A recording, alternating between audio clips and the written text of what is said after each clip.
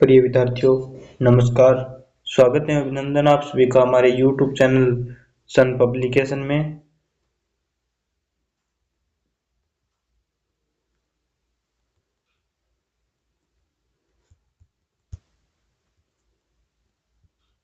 सन publication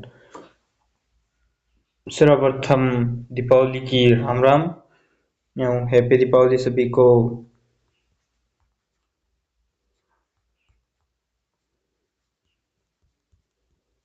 happy Diwali सभी को।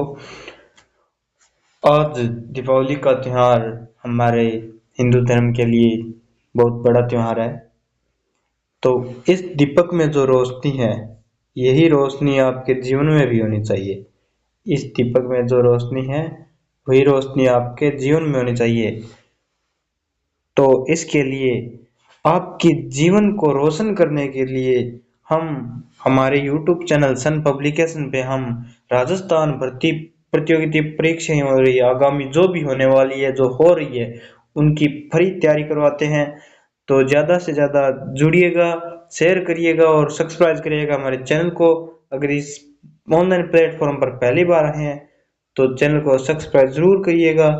तो चलते हैं हम आज की हमारी हिंदी की क्लास है, भाषा और व्याकरण टॉपिक की अध्याय नंबर 1 है। तो इसकी हम चर्चा करेंगे पूर्ण। तो चर्चा करते हैं, चलिए। ये है हमारा YouTube चैनल का लोगो, है YouTube चैनल का लोगो। जो भी सन पब्लिकेशन सर्च मारता है तो आ जाता है, पैरपोथी हमारा ऊपरी ऊपर आ जाता है। हम आपके उज्जवल भविष्य की कामना करते हैं। सन पब्लिकेशन है वो आपके उज्जवल भविष्य की कामना करता है कि आप कामयाब होइए, हमारे चैनल से पढ़कर आगे बढ़िए, कुछ कीजिएगा, कुछ करने की हिम्मत रखना। यही सन पब्लिकेशन, ये सन पब्लिकेशन आपको क्या सूचना देता है, क्या संकेत देता है कि अगर अगर चांद की तरह तुम्हें चमकना है या सूरज की तरह ही मान लो तुम्हें चमकना है, तो इस सूर्य की तरह तुम्हें जलना होगा। ये जो तपन ग्रहण करता है, अपने अंदर तपन रखता है, वो तपन आपको भी अपने शरीर के अंदर रखनी होगी। आपको अपने अंदर ये तपन रखनी होगी, ये गर्मी रखनी होगी। आपको बहुत मेहनत करनी होगी लगन से, तभी आप सक्सेस हो पाओगे। तभी आप सक्सेस हो पाओगे। अगर आप सक्सेस होते हो तो ही आप कुछ कर पाते हो, नहीं तो यूं ही आपकी जिंदगी बेकार है। तो चलिए हम हिंदी के टॉपिक भाषा और व्याकरण की चर्चा करते हैं। बने रहिए अंत तक हमारे वीडियो में। तो प्रिय विद्यार्थियों, हमारा टॉपिक है भाषा और व्याकरण। क्या टॉपिक है हमारा? भाषा और व्याकरण। भाषा और व्याकरण है जो हम वैसे एमसीक्यू नहीं पढ़ेंगे, एमसीक्यू हम बाद में पढ़ेंगे इसकी। पहले हम थ्योरी वाइज पढ़ते हैं, क्योंकि थ्योरी वाइज हमारा पढ़ा हुआ बहुत याद रहता है। कई कहते हैं कि बोल बोल पढ़ाने से कुछ होता है, तो मैंने क्या किया, ये थ्योरी वाइज पहले मैंने ये मेरी बुक है, ये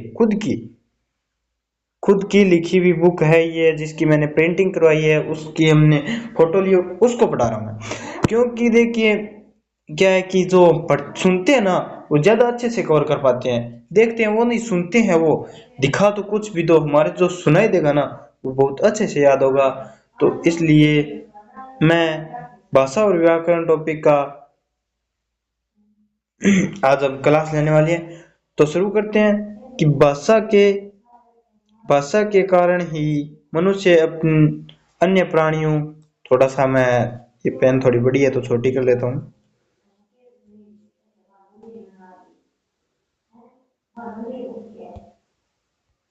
हाँ, ये सही है।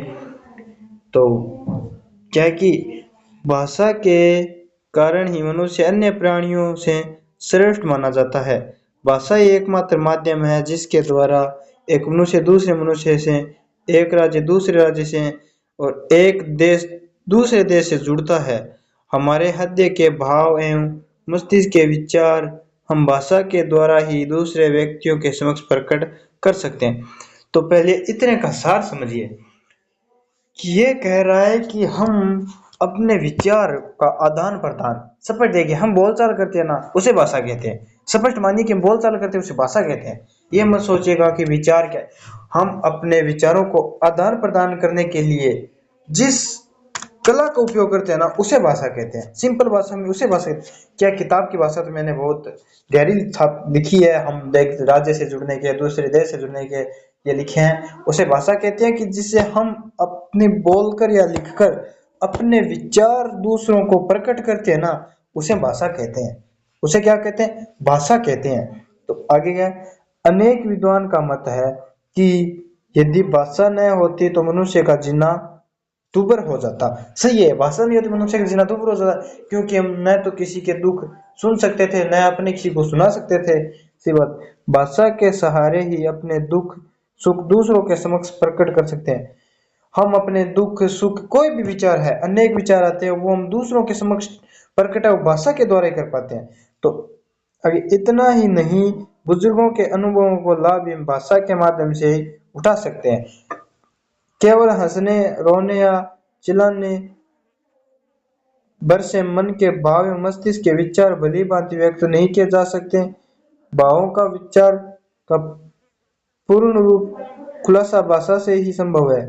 किसी जाति समाज या देश ही नहीं अपितु पूरे विश्व के विकास काय के विकास की आधारशिला भाषा ही है। किसी जाति समाज या देश ही नहीं है, फिर तो पूरे विश्व की विकास का ये बात सही है कि पूरा विश्व है उसकी विकास है वो भाषा ही है। भाषा ही है वो पूरे विश्व का विकास करती है। ठीक, मनुष्य के हृदय में उत्पन्न नए नए भाव विचारादि का सृजन भी भाषा में ही होता है और प्रकट्य भी भाषा से ही संभव होता है।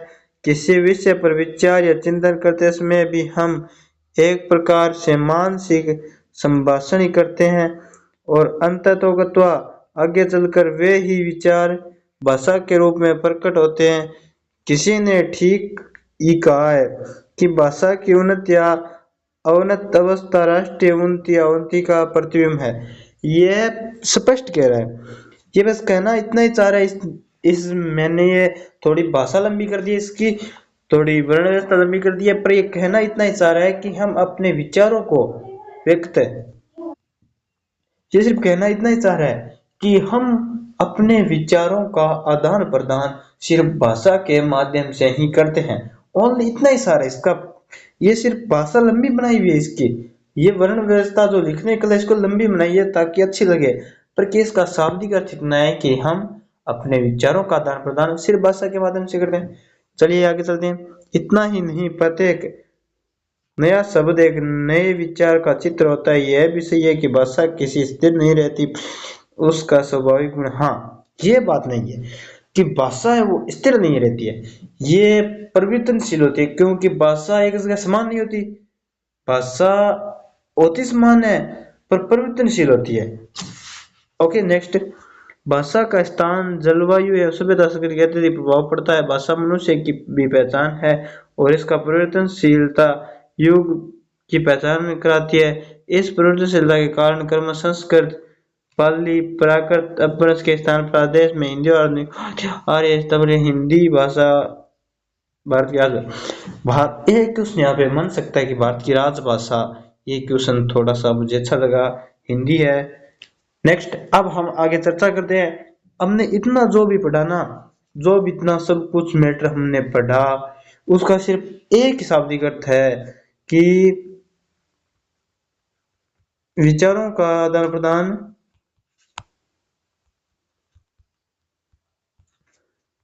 प्रदान भाषा के माध्यम से होता है, भाषा के माध्यम से होता है।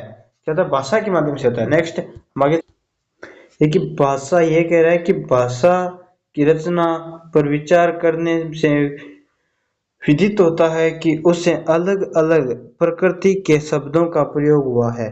ये वासी की भाषा की रचना पर विचार करने से हमें ये विदित या हमें ये ज्ञात होता है कि भाषा की प्रकृति में के शब्दों का प्रयोग अलग अलग हुआ है। ठीक है, यह भी पता चलता है कि अनेक शब्द दूसरे शब्दों से बनकर नया अर्थ देते लगते हैं। प्रत्येक भाषा में शब्दों का उपयोग एक विशेष क्रम में होता है, अतः शब्दों के सही क्रम, उनके शुद्ध रूप और उनके प्रयोग में नियमों का निरूपण करने वाला शास्त्र व्याकरण के नाम से जाना जाता है। व्याकरण का संधि विच्छेद है। वी प्लस आपसकरण शब्द का अर्थ भली भांति समझना है। व्याकरण भाषा के अधीन रहता है, समय समय पर के अनुसार बदलता रहता है। मोटे रूप में हमें भाषा के दो रूप मिलते हैं। मोटे रूप में हमें भाषा के दो रूप मिलते हैं, ओनली दो। एक तो बोलचाल, जिसे बोल के कहते हैं, जैसे मैंने कहा आपको, मैं अपने विचार प्रकट कर रहा हूँ। अगर देखिए कि मैंने तुम्हें कहा कि अगर ये वीडियो आपको पसंद आई तो लाइक शेयर और सब्सक्राइब जरूर करना, ताकि हमारे ऐसे वीडियो आपको मिलते रहे। तो ये मैंने क्या कहा, मैंने अपने विचार है। मैं एक बात बोल रहा हूँ कि जब आपको पसंद आए नया क्लास तो ही लाइक करना, तो ही शेयर करना, तो ही सब्सक्राइब करना, वरना नहीं करना। कोई आप पे दबाव नहीं है। तो ये मैंने बोल के विचार आदान प्रदान किए। और एक लिखित भाषा तो मैं बोलूंगा नहीं, लिखे विचार आदान प्रदान करूँ।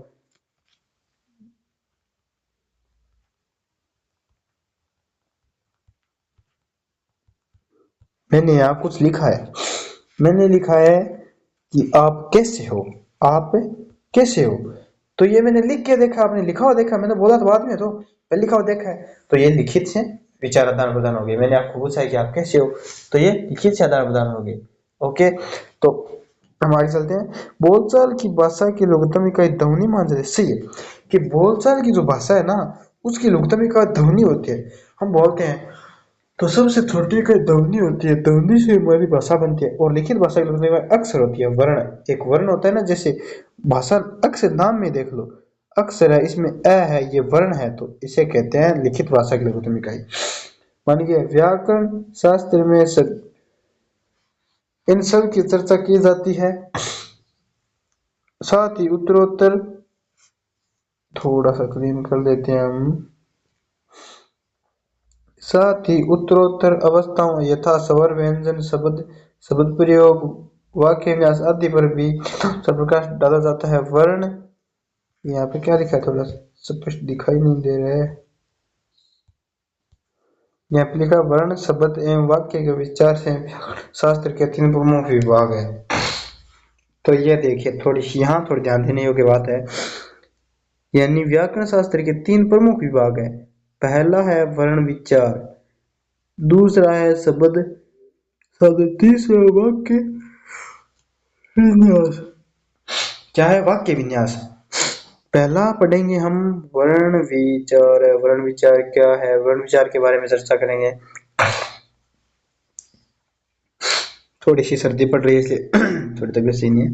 एक शब्द एक या एकाधिक वर्णों का मेल होता है। वर्णों का समूह वर्णमाला के नाम से जाना जाता है। सही है, वर्णों का समूह हमें क्या कहते हैं, मेरी पहले क्लास लगाई भी है वर्णमाला की, तो वहां जाके देख लेना कि वर्णों का समूह वर्णमाला कहलाता है। हिंदी भाषा के वर्णों के दो भागों में व्यक्त किया गया है, अ स्वर और आ व्यंजन। एक नंबर है स्वर, दो नंबर है व्यंजन। ये नहीं है ए आ, तो इसके वो दिए हुए हैं, हम कहते हैं ना कोष्टक में जो कोल क्रम संख्या वो होती है आ। तो एक है स्वर और दूसरा है व्यंजन। क्या क्या है? स्वर व्यंजन, स्वर व्यंजन। तो स्वर कौन से होते हैं हम चर्चा करेंगे। स्वर वे ध्वनियां स्वर ध्वनियां कहलाती है जिनका उच्चारण करने में अन्य किसी ध्वनि की सहायता नहीं ली जा सकती। ए आ ए ई उ ये तीन मूल ह्रस्व स्वर है। और आ ई बड़ाऊ ए ऐ ओ औ और ये आठ है दीर्घ स्वर है। क्या है? दीर्घ स्वर है। तो हम फिर चर्चा करेंगे। तो हमने चर्चा की है स्वरों के बारे में। तो हम स्वरों के बारे में चर्चा कर रहे हैं। तो हमने पढ़ा ए ई और उ तीन है जो मूल ह्रस्व स्वर है और बाकी दीर्घ स्वर है। तो ए अनुस्वार, ए विसर्ग, ये दो स्वर ही माने जाते हैं। हिंदी में कुल 13 स्वर है। हिंदी में कुल 13 स्वर है। हम बाकी नेक्स्ट क्लास में चर्चा करेंगे।